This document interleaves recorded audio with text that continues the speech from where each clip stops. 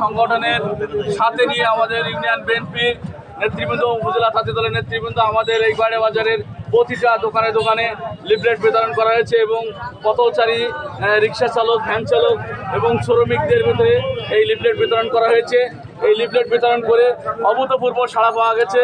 আগামী সংসদ নির্বাচনে এলাকাবাসী হাবিবুল ইসলাম হাবিব ভাইকে বিপুল ভোটে নির্বাচিত করতে চাই।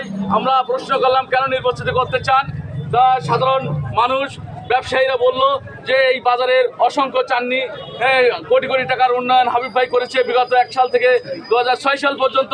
এই উন্নয়নের ধারা আমরা অব্যাহত রাখার জন্য হাবিবুল ইসলাম হাবিব ভাইকে আমরা আবারও নির্বাচিত করতে চাই।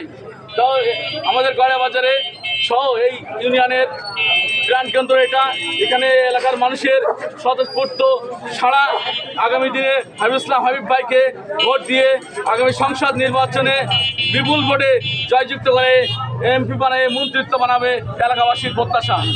এ বলে আমার কথা শেষ করছি। আসসালামু আলাইকুম।